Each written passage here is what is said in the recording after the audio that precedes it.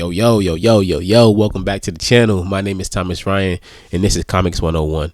This is where we go through the ups, the downs, the lefts, the rights, the oh my gods of the indie comic book space. And I go through my mistakes, my blunders, so you don't have to. And you could be successful much faster, much quicker, without all the little, isms and schisms that come along the way.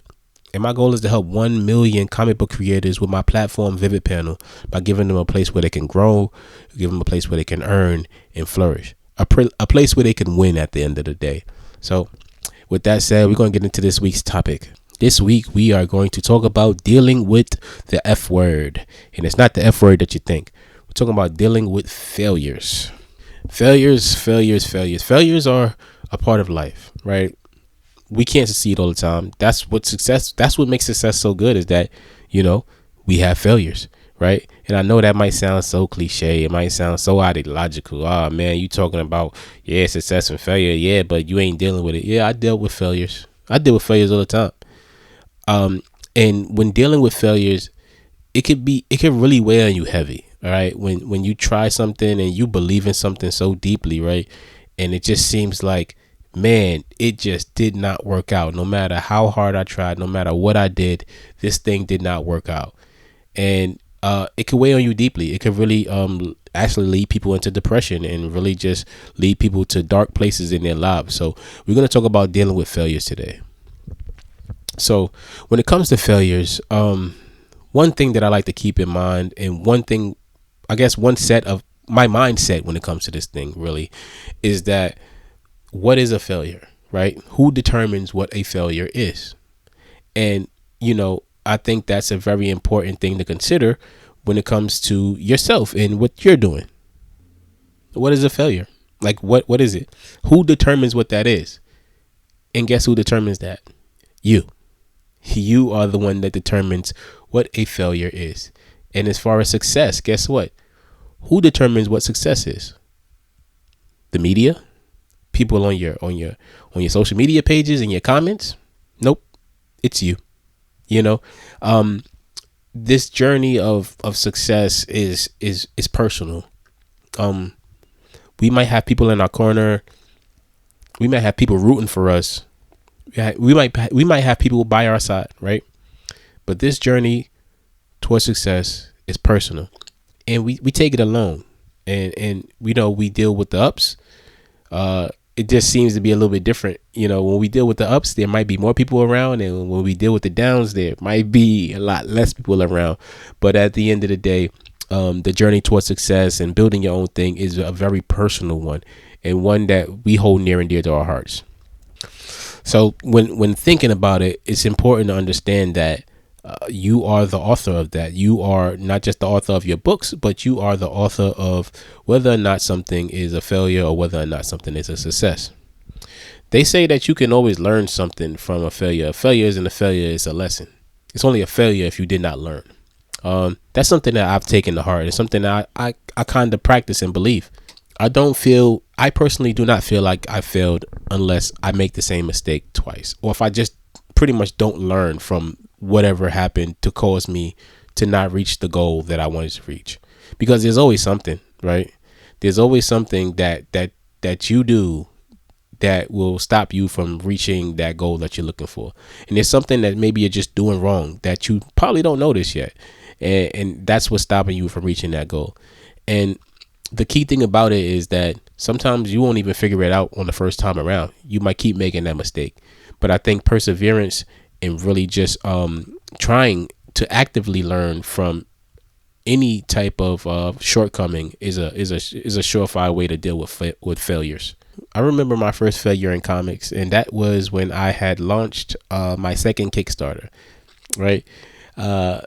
For a book that I wrote called Techlium, which is now called Solaris. But I remember that failure vividly because it really was a turning point for me. And pretty much what happened is my very, very, very, very, very first launch on Kickstarter was for a book called Average Joe, right? And I launched Average Joe, and guess what? It was my first thing, and I didn't expect it to do anything because I'm like, man, listen, this is my first one. People are not really gonna want to back this and really be a part of this. But I launched it, and a lot of people backed it, and I was like, wow, this actually can work.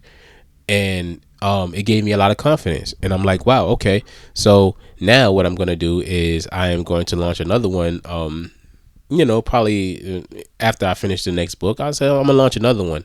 And I launched the second one and it tanked. Like, it had about half the backers I had the last time. And I was like, man, people are really not messing with it.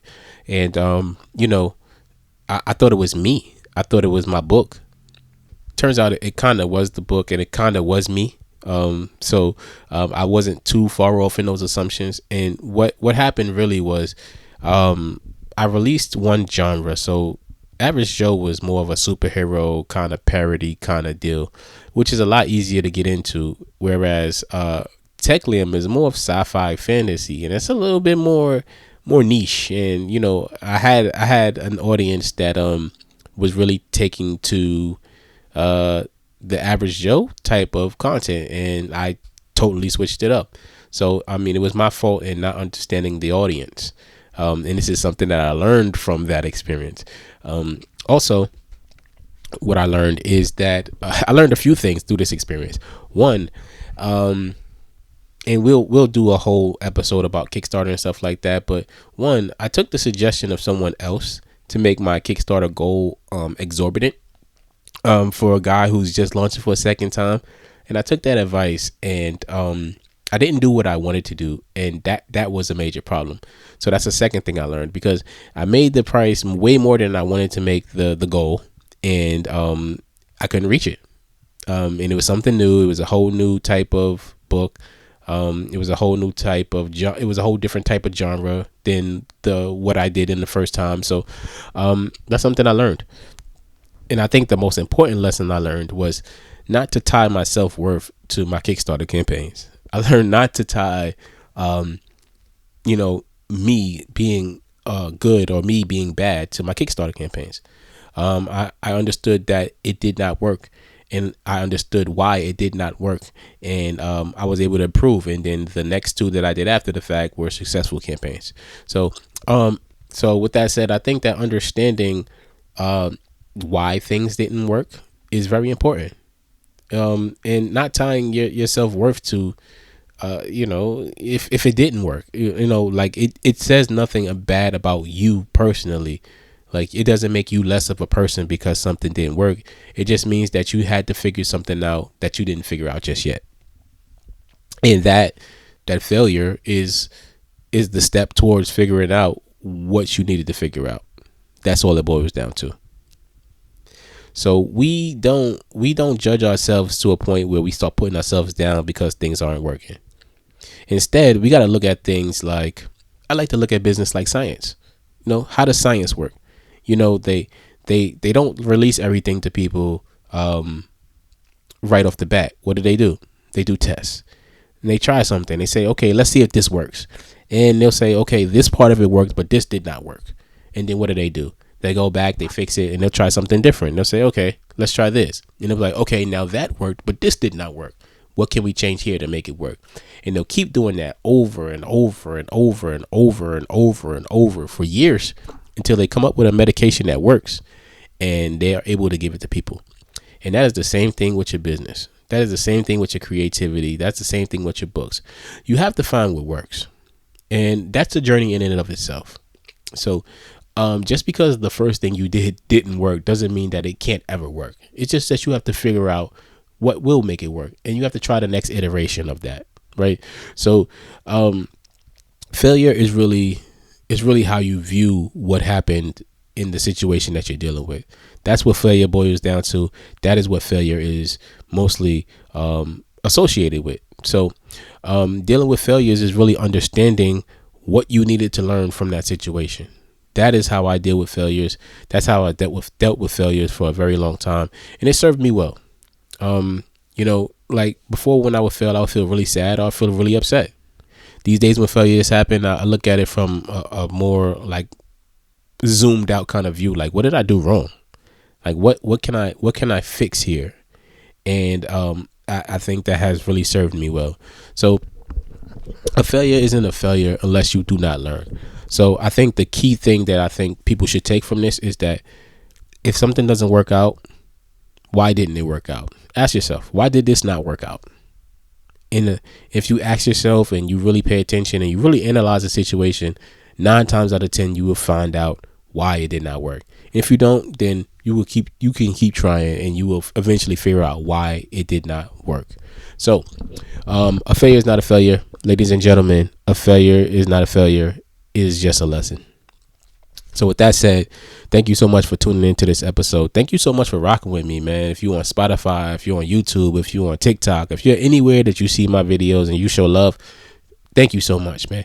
I appreciate it. I'm just out here on this journey to help other indie creators and people that want to come up and really learn about this space and learn about the real side of the space. Not just like, I'm going to sell you the dream of what this could possibly be, but just the real side of the space and the real things we deal with here as indie comic book creators. So if I was able to give you some gems, if I was able to help you out in any way, shape, or form, whether entertainment, whether it was just some knowledge, whether it was some encouragement, consider subscribing, consider doing all the algorithm stuff that helps channels do channel stuff and podcast do podcast things.